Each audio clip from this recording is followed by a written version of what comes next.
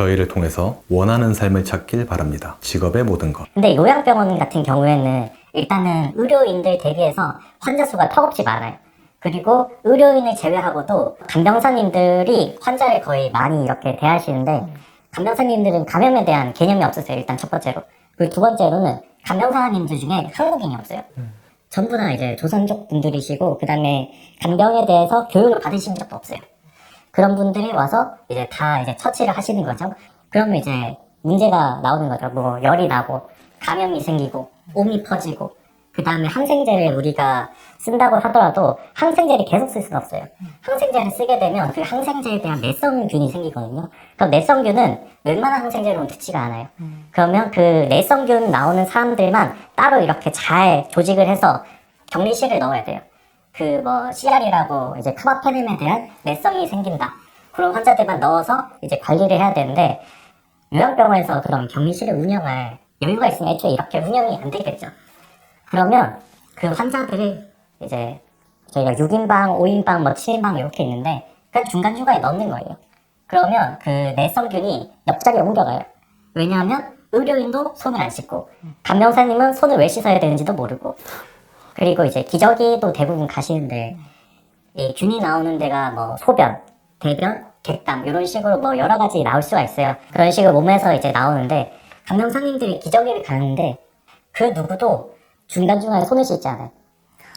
손에 이제 대변이 묻어도 그냥 쓱 한번 닦고 기저귀를 갈고, 그러면 그 A라는 환자한테 나온 그 내성균이 B 환자의 기저귀를 갈면서 그대로 또 전파가 되는 거예요. 그럼 이제 쫙 퍼지고, 점점 안 좋아지는 거죠. 의사분들이 모르는데 그냥 이분들이 그렇게 하는 건가요? 아니면 의사들도 알고 그냥 시시하는 건가요? 의사도 알 수밖에 없죠. 왜냐하면 자기 환자가 왜 그런 균에 걸렸는지 의료인이라면 모를 수가 없어요. 그리고 의사들이 매일 그래도 한 번씩 라운딩을 돌아요. 내가 담당하는 환자가 어떤 환자인지. 그러면 의사들이 뭐 1, 2년 있는 게 아니거든요. 요양병원 같은 경우에는 거기에서 5년, 뭐 6년, 7년 이렇게 좀 오래 있는 의사들이에요. 요양병원의 특징 중 하나가 의료인들이 되게 오래 일해요. 그 와중에 자기는 몰랐다? 그거는 말이 안 되는 거죠. 그럼 그렇게 하는 걸 거기에 계신 아픈 할아버지 할머니가 이렇게 따지거나 하는 경우는 없나요? 왜냐면 다 선망이 있으시고 치매가 있으시고 말을 못 하시고 그런 경우니까요. 본인이 어떠한 행위를 당하는지를 인식을 못 하세요.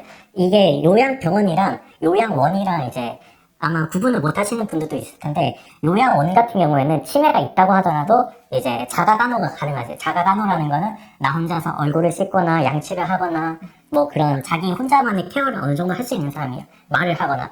하지만 요양병원 같은 경우에는 중증도가 좀 더 높아요.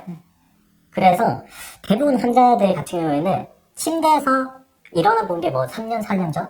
그런 환자들도 되게 많고, 본인의 입으로 표현을 못하는 환자들도 되게 많고, 그렇죠.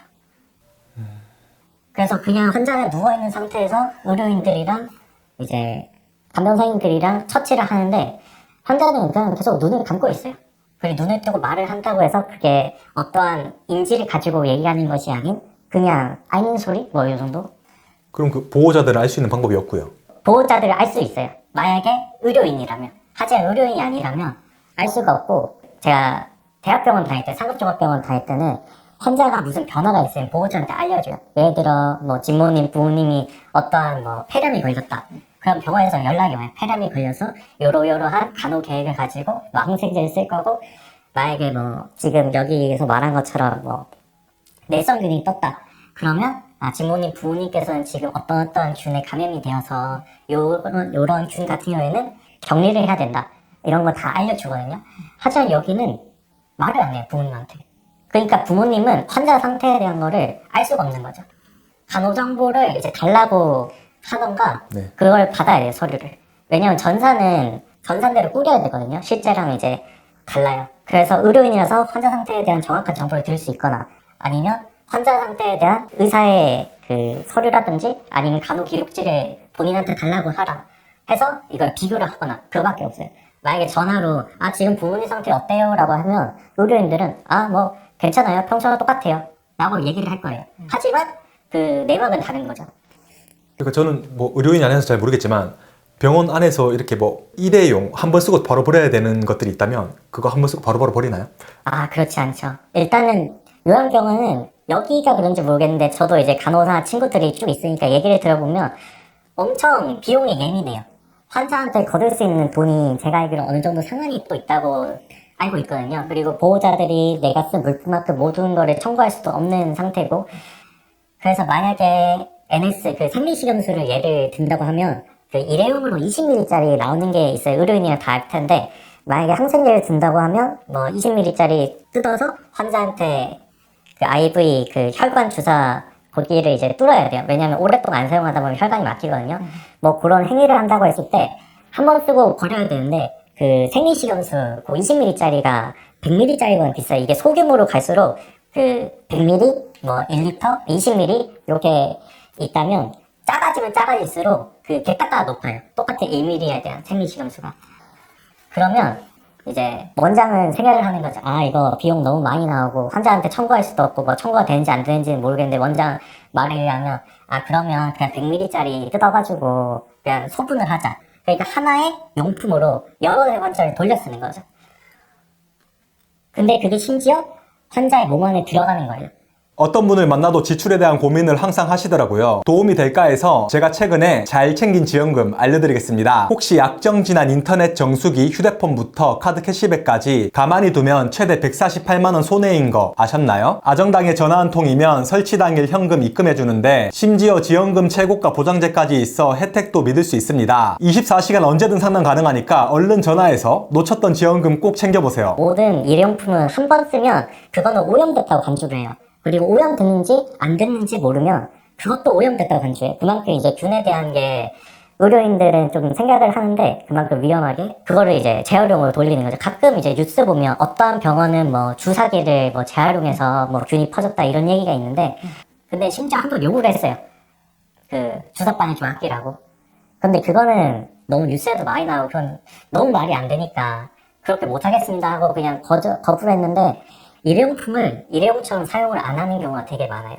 생리식염수도 그렇고, 그다음 약물도 재활용하는 경우가 있어요. 예를 들어 어떠한 A라는 약물을 원 앰플, 그러니까 한 바트를 진모님한테 줘야 돼요. 그런데 모든 환자한테 그 한 앰플이 필요한 건 아니에요. 그 환자의 몸무게라든지 컨디션을 보면서 약물 주입을 하는데, 만약에 0.5만 필요해요, 진모님한테. 그럼 나머지 0.5를 버리기 아깝잖아요. 그럼 어떻게 하겠어요? 0.5를 다른 사람한테 또 오더를 내는 거예요. 그래서 하나를 쪼개주는 거죠. 왜냐면 나머지 0.5를 버리기가 아까우니까, 병원 입장에서는.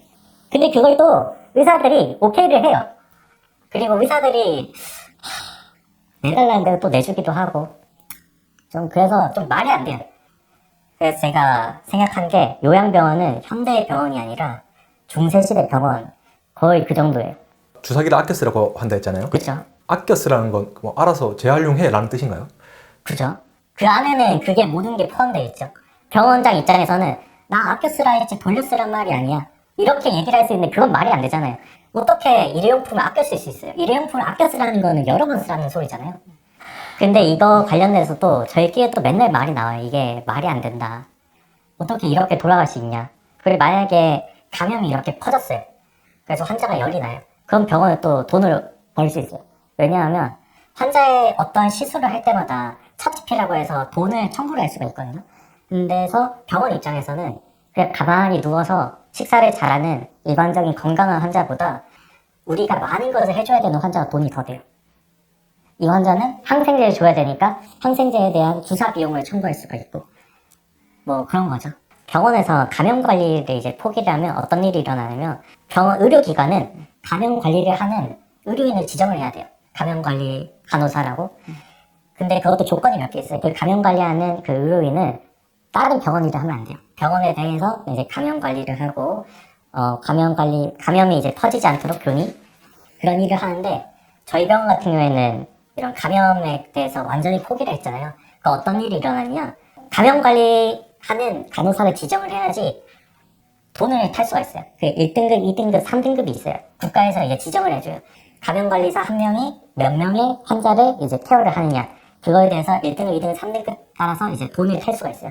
근데 저희는 감염관리를 포기했으니까 감염관리하는 선생님이 할 일이 없어요. 그럼 일단 이름을 올려놔요. 나는 감염관리를 합니다.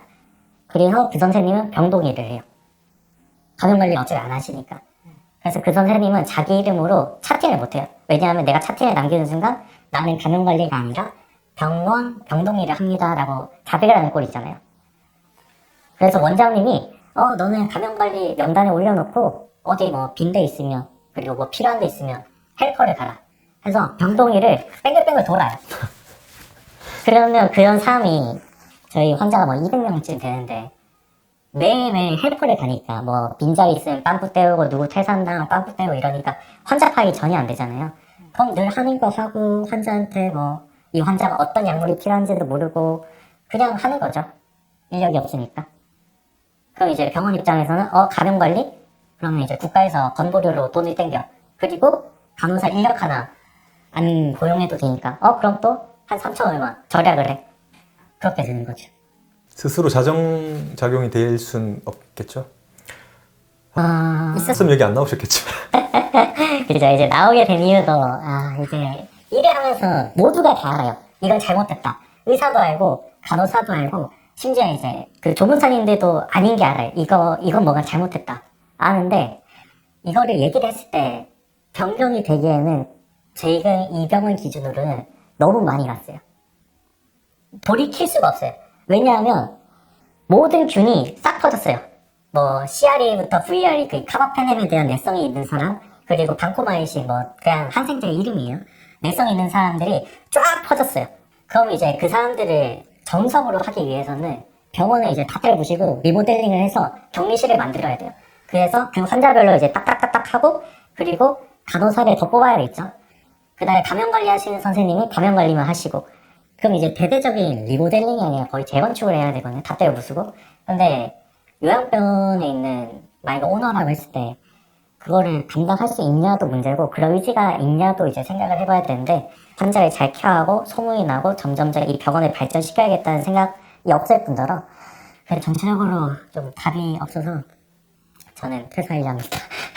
그만두시려고요? 네. 얘기를 몇 번 했어요, 초반에.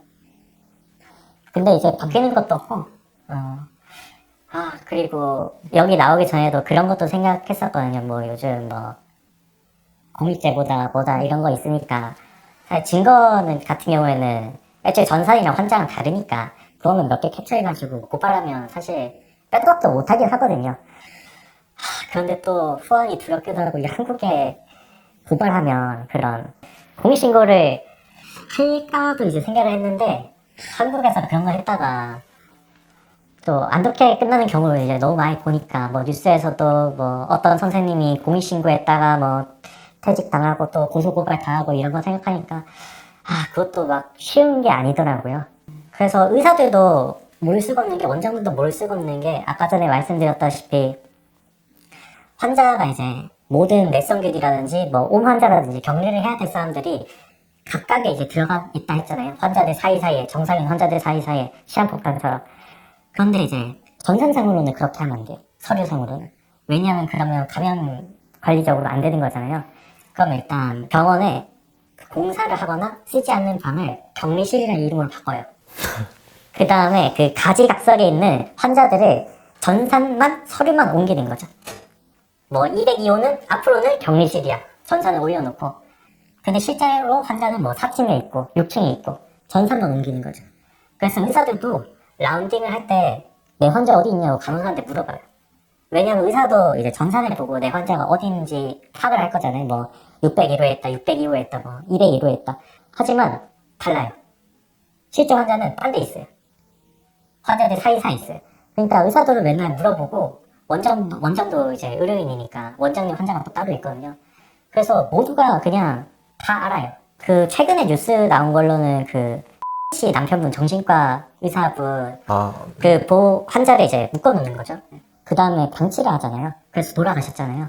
그런 것처럼 실제로 요양병원에서는 환자를 묶어놓지 않으면 이제 병원이 돌아가질 않아요. 왜냐면 다 치매 있으시고 선망 있으시고 환자분들 뭐 날뛰시고 하니까. 근데 이제 문제는 환자를 가만히 묶어놓으면 뭐 장운동도 안 되지. 계속 누워있으면 어떻게 돼?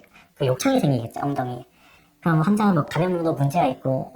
그래서 저희가 원래 이제 정식적으로 해야 되는 거는 환자가 이제 컨트롤이 안 된다. 예를 들어 주사를 가지고 있으면 환자가 정신이 없으면 다 자극 빼잖아요.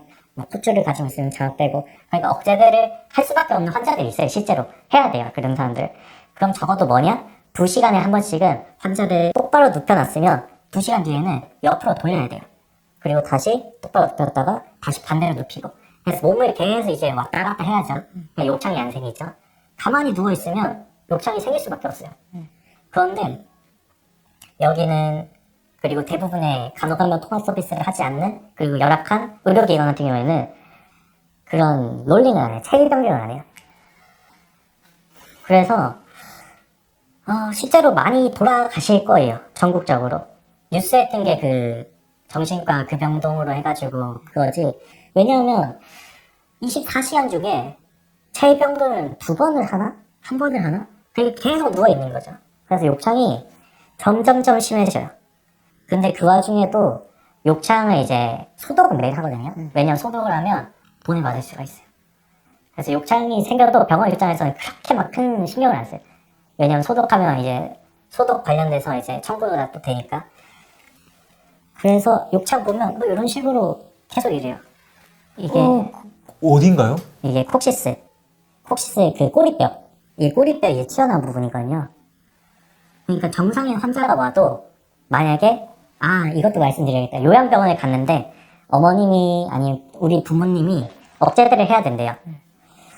그러면 욕창이 있는지 더 자세히 살피셔야 돼요. 왜냐하면 체위병을 안 해줘요. 간병사님들이. 그리고 의료인도 할 여력이 부족하고. 왜냐하면 70명을 간호사 한 명이 2시간만 어떻게 이렇게 뒤집겠어요. 그래서 이런 식으로 요건 더 심하죠. 그래서 여기 다 이제 콕시스라고 돼 있는데 뼈인가요? 뼈예요. 뼈랑 지방 교질. 노란색이 지방이에요. 항상 이제 꼬리뼈에 욕창이 생겼다? 그러면 체위병을 안 했어요. 변명이 없어요, 이거는. 썩은 거예요? 파인 거죠. 짓무른 거죠. 짓무라서 뜯어진 거죠, 살이. 욕창도 1, 2, 3, 4단계 있는데 점점 더 깊어져요. 나중에 뼈가 보이면 더 내려가고 이런 식으로 다 이제 욕창이 이제 심해져요. 마약은 이제 병동 의료 시설에선 2가지를 충족을 해야 돼요. 하나는 이제 외부 이중 잠금을 해야 돼요.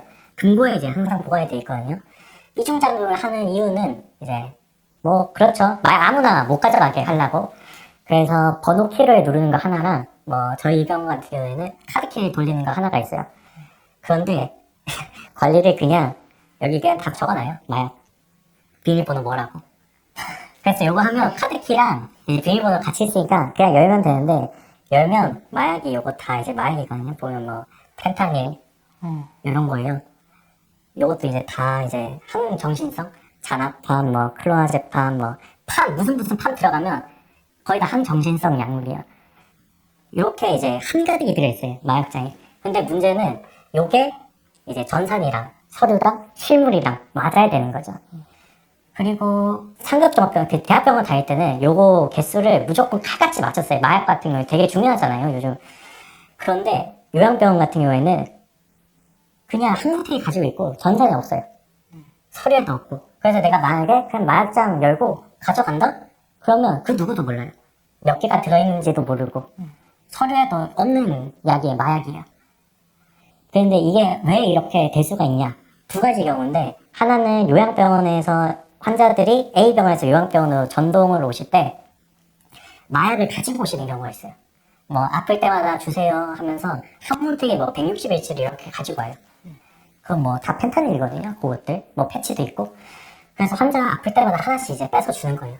근데 160일을 타왔는데 환자가 30일 만에 죽어요. 그럼 나머지 130일치는 어떻게 할까요? 원래라면 폐기 반납을 하고 폐기를 해야 되잖아요. 들고 있는 거죠. 왜냐? 전산으로 이제 마약을 줄 수는 없는데 너무 아파하니까 그냥 줘야 되는 환자들? 그런 사람이 있으면 주려고. 그래서 이 마약이 아니에요. 그냥 일반 경구약처럼 패치처럼 쓰고 있어요. 경구약이 이 정도인데 주사약도 이게 문제예요. 주사약 같은 경우에는 이제 내가 암에 걸렸어요. 그리고 내가 말기 환자라서 DNR을 쓰셨어. DNR은 그 나를 살리지 마라. 뭐 심폐소생술 하지 말고 그냥 통증 관리만 하다가 이제 나는 죽겠다. 그렇게 얘기를 하신 거거든요. 뭐 환자가 말했든 아니면 보호자가 말했든. 그런 환자들은 하루에 한 번씩 마약이 들어요. 진짜 마약. 뭐 펜타닐이라든지 아니면 뭐 진짜 세데이션 그 졸리게 하는 뭐 그렇게 하는 약이 들어가요. 매일매일 의사가 쭉 깔아놔요. 30일치를 한 번에 내거든요. 한 20일치나? 어쨌든 쭉 깔아놔요. 그런데 환자가 컨디션이 괜찮고 자기가 안 맞고 싶다 해요. 그러면 줄 수가 없잖아요. 마약인데. 그런데 이 마약을 반납을 해야 되잖아요. 안 쓰면. 왜냐면 의사는 20일치 쭉 내놨는데 나는 오늘 안 썼어. 그럼 반납을 해야 돼. 그러면 약국 선생님이 화내요. 일 많이 만들어졌다고. 그 어떤 느낌인지 아세요? 그러니까 일반 약 같은 경우에는 만약에 안 먹었다 하면 그냥 폐기하고 끝이에요. 폐기하거나 아니 약국에 하면 약국에서 그냥 처리를 하거나. 근데 마약 같은 경우에는 국가에서도 좀 세세하게 좀 보잖아요. 서류 같은 것도 좀 세세하게 하고. 그러니까 마약을 반납을 하려면 마약에 대한 실물이 있어야 되고요. 마약을 내렸다는 간호사의 서류가 있어야 되고 마약을 받았다는 그 약사의 서류가 있어야 돼요. 그리고 뭐 폐기를 했는 서류는 뭐 약사님이 뭐 알아서 하니까 그건까지는 몰라요. 근데 병동에서 마약이 내려오면 약사님은 힘든 거죠. 왜냐면 서류를 다시 다 꾸며고 그 마약이 몇 개인지 다 서류도 다시 작성해야 되니까. 그래서 마약을 쭉 깐 다음에 마약을 줬다고 전선 처리를 해버려요. 안 준 날에도. 그럼 그게 한 환자가 뭐 100일 입원하고 뭐 200일 입원하고 하면서 마약이 점점 쌓일 거잖아요. 그 주사가. 그러면 그거를 버리냐? 그렇지 않는 거죠. 이게 요양병원입니다. 근데 이게 저희 병원에만 특별한 게 아니고 그 너스 커리어라 했나? 그 간호사들 이직하는 뭐 사이트도 있고 뭐 커뮤니티 사이트가 있어요. 거기 보면 이런 경우가 굉장히 많아요. 그래서 뭐 물론 엄청 뭐 열정을 가지시고 뭐 하시는 분들이 있겠죠. 하지만 그냥 뭐 일하기 편하게 하고 그냥 환자 죽지만 않으면 되지. 이렇게 돌아가는 경우가 있어서 마약 관리 같은 경우에는 그게 이제 문제고, 또 두 번째는 마약이 차라리 그거면 나요. 왜냐하면 마약은 적어도 의사가 처방을 넣잖아요. 제가 첫 번째 다닌 병원 같은 경우에는 의사가 처방을 넣지 않아요. 간호사가 넣어요. 이거는 보호자분들도 알 수가 있는 것 중 하나인데 면회를 갔어요. 근데 그 간호사 모니터가 이제 쭉 있잖아요. 거기에 뭐 의사 아이디 뭐뭐뭐 이렇게 적혀 있어요. 메모장으로. 그러면 그 병원은 의사가 처방을 넣지 않는 거죠. 이 환자를 어떻게 처방해라. 그 의료법 위반이거든요. 의사가 내 환자에게 어떤 약을 주고 의사가 그 의사적인 그 지식을 가지고 해야 되잖아요. 그런데 간호사가 넣어요. 그래서 만약에 면회를 가셨고 간호사 책상에 의사 아이디가 보인다. 그러면 그 병원은 빨리 나가셔야 돼요. 여기 병원의 의사는 뭐 흉부외과 전문이야, 뭐 내과 전문이야. 그런 식으로 오시는 경우가 있어요. 그건 의사를 믿고 오시는 거잖아요. 하지만 정작 의사는 내 부모님을 보지 않는다는 거죠. 3차 병원은 그게 안 돼요. 3차 병원은 그래도 체계가 한국에서 제일 잘 잡혀 있어요. 간호사는 간호사 일만 하고 조무사는 조무사 일만 하고 의사는 의사 일만 해요. 사실 그것도 저희가 대신할 때가 있긴 한데, 그래서 만약에 3차 병원 미만으로 뭐 2차 병원, 1차 병원, 뭐 요양병원, 요양원을 간다고 했을 때 이 병원에는 어떤 의사가 있어서 가야겠다 라고 해서 가는 거는 저는 추천드리지 않아요. 이 병원에 어떠한 간호사가 있느냐 그거를 봐야 돼요. 왜냐면 내 부모님을 보는 거는, 내 부모님에게 어떤 약물을 쓰는 거는 간호사가 넣거든요. 그래서 이제 비리의 온상이에요. 이게 들으시면 저 정도라고? 저 정도 좀 과장된 게 아닐까? 라고 생각을 하겠지만 이 요양병원이나 아니면 2차 병원에 다니시는 의료인들이면 다 알 거예요. 의사가 오더를 넣지 않는다는 거, 간호사가 넣어요. 네, 아무튼 이렇게 용기 내서 나와서 말씀해 주셔서 감사드리고요. 좀 이 영상을 계기로 좀 이렇게 선순환이 돼서 그 자정작용이 좀 됐으면 좋겠네요. 네. 감사합니다. 감사합니다. 업계에 있는 분들만 알고 있는 이야기, 저희에게 제보해 주세요. 직업의 모든 것은 우리 사회 곳곳에 불합리한 현실을 알리고 있습니다. 제보해 주신 내용은 익명으로 안전하게 보호되며 선생님의 이야기가 다음 영상이 될 수 있습니다.